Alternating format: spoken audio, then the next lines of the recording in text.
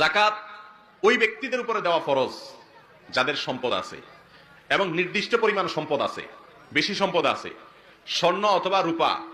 শুধু স্বর্ণ থাকলে 7.5 ভরি স্বর্ণ, আর রূপা থাকলে 52.5 তোলা রূপা, এই পরিমাণ যদি গহনা থাকে, তাহলে প্রতি বছর ওইটার যে বাজার মূল্য, বিক্রয় করতে গেলে এখন যে মূল্য আসবে সেই মূল্য অনুযায়ী শতকরা 2.5 টাকা, 1 লাখে 2.500 টাকা, এই হারে যাকাত বের করে বছরে একবার সেটা গরিবকে দিতে হবে।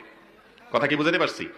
আর যদি নগদ টাকা থাকে তাহলে ওই যে রূপা 52.5 তোলা রূপা কেনার জন্য যে টাকা দরকার হয়, সামান্য কিছু টাকা হলেই আজকাল হয়ে যায়, 50,000-ও কম সম্ভবত, এই টাকা হলেই 52.5 তোলা রূপা কেনা যায়। 52.5 তোলা রূপা কিনতে যে পরিমাণ টাকা লাগে, যখন যে বছর আপনার কাছে টাকা আছে, বাজারে কি দাম আছে সেটা দেখে ওই পরিমাণ টাকা যদি আপনার ব্যাংকে থাকে, অথবা কাউকে হাওলাত দিয়ে রাখছেন, অথবা ক্যাশ আছে, অথবা দোকানে মালের আকারে আছে, যেভাবেই হোক ওইটা সম্পদটা যদি আপনার কাছে থাকে, যাকাত দেওয়ার মতো সম্পদ, 1 বছরে একবার যাকাত দিতে হবে। বছরে কয়বার যাকাত দিতে হবে?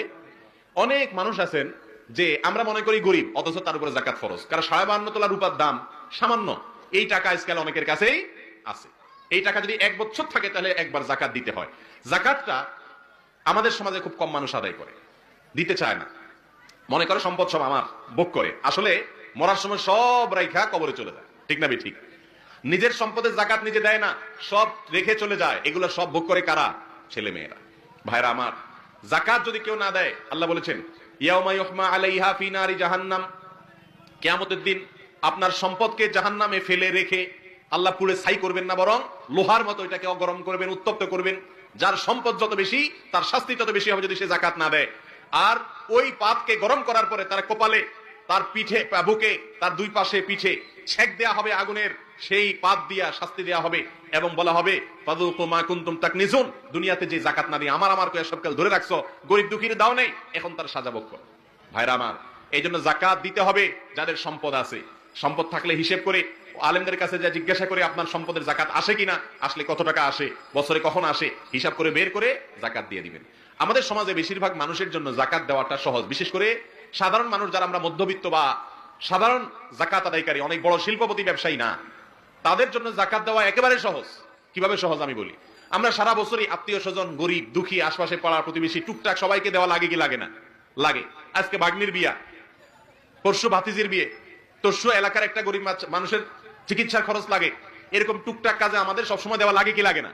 এই লাগাটা, এই দেওয়াটা আপনি শুধুমাত্র যাকাত থেকে হিসাব করে করে দিবেন। কোত্থেকে দিবেন? যাকাত থেকে, বাস, তাহলে হয়ে গেল। যাকাত সারা বছর ধরে দেওয়া যায়। আপনি শুধু ডায়েরিতে বা একটা খাতাতে লিখে রাখবেন যে আজকে একজন গরিব আসলো, তাকে এটা দিলাম যাকাত থেকে, নোট করে রাখেন। বছর শেষে এবার হিসাব করলেন কত টাকা দিলেন, আপনার যে যাকাত আসছে সেখান থেকে আপনি এটা বাদ দিলে হয়ে গেল। কত সহজ। অতএব যাকাত যাদের ফরজ আছে, যাকাত আদায় করবো তো ইনশাআল্লাহ। আর যাদের যাকাত দেওয়ার মতো পয়সা কড়ি নাই, 52.5 তোলা রূপা কেনার মতো সামর্থ্য নাই, তারা তো বেঁচে গেছেন, এই ফরজ তাদের উপরে বর্তাবে না। ইসলামের 3 নম্বর খুঁটি যাকাত দেওয়া, এটা গেল। কোরআনে আল্লাহ যত জায়গায় বলেছেন নামাজের কথা, সব জায়গায় যাকাতের কথা বলেছেন। কারণ অনেকে নামাজ পড়তে রাজি আছে কিন্তু যাকাত দিতে রাজি নেই, কারণ নামাজ পড়তে পয়সা খরচ হয় না। পয়সা খরচ হয়, নামাজ পড়তে পয়সা খরচ হয়, এই জন্য নামাজ পড়তে রাজি আছে কিন্তু পয়সা দেওয়ার বেলায় নাই। বন্ধু 2 রকম। কিছু বন্ধু আছে দেখবেন, 2 রকম না, বন্ধু কয়েক রকম। কিছু বন্ধু আছে দেখবেন আপনাকে বলবে, দোস্ত তোমার জন্য যদি গায়ে খাটা লাগে তো বলবা, আমি একদম সারাদিন গাদার মতো খাইটা দিব, কিন্তু দোস্ত পয়সা করে চাইও না, ঠিক না ঠিক? আবার কিছু দোস্ত আছে দেখবেন বলবে যে আমি অনেক ব্যস্ত মানুষ, ব্যবসায়ী মানুষ, লাগলে 2-400 নিয়ে যাও, কিন্তু আমাকে ডাকিও না, আমার সময় নেই। এরকম দোস্ত আছে না নাই? আবার কিছু দোস্ত আছে যারা বলবে যে দোস্ত তোমার কি লাগে সেটা বলিও, তোমার জন্য সময় দিয়েও আমি খাটতে রাজি আছি, আবার টাকা লাগলে পয়সা করিও দিতে রাজি আছি, যেটা লাগে বলবা। এরকম দোস্ত আছে না নাই? পরিমাণে কম হলেও আছে। আবার কিছু দোস্ত পাইবেন যে যারে আপনি কিছুতেই পাবেন না, তাকে কাজের সময়ও পাবেন না, পয়সার কথা বললে সে চম্পট। এরকম দোস্ত আছে না নাই? তো আল্লাহর বান্দাও এরকম 4 প্রকার। কিছু বান্দা আছে যারা বলে আল্লাহ আপনার নির্দেশ পালন করে ওয়াজ শুনতে রাজি আছি, কোরআন পড়তে রাজি আছি, জিকির করতে রাজি আছি, নামাজ পড়তে রাজি আছি, সব ঠিক আছে, কিন্তু আমার কষ্ট করে কামাই করা টাকা এটা আমি দান করতে রাজি না, টাকাটা ধরে রাখে। এরকম লোক আছে না নাই? সবকিছু করতে রাজি আছে, যাকাত দিতে রাজি না, দান করতে রাজি না।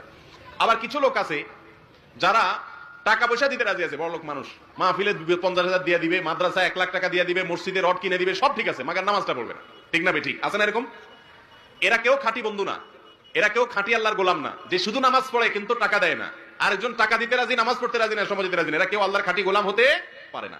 3 নম্বর, কিছু লোক আছে যারা বলবে যে আল্লাহ আপনার নির্দেশ পালন করতে গিয়ে আপনি যখন যা বলবেন সব করতে রাজি আছি, আমি আত্মসমর্পণ করলাম, আপনি আমার রব, সৃষ্টিকর্তা, মালিক, আপনি জান্নাতের মালিক, জাহান্নামের মালিক, আপনি যদি আমাকে বলেন নামাজ পড়বো, যাকাত দিতে বলে যাকাত দিব, আল্লাহ যা বলবেন সবকিছু শুনবে, এটা হলো খাঁটি মুসলমান। এর নাম হলো কি রে ভাই? খাঁটি মুসলমান। আর সবচেয়ে বড় বেজাল্লা মুসলমান হলো নামে মুসলমান, শুনতে রাজি আছি, নামাজের বেলায়ও নাই, যাকাতের বেলায়ও নাই, গায়ে খাটতেও রাজি না, পয়সা দিতেও রাজি না। এরকম মুসলমান আছে না নাই?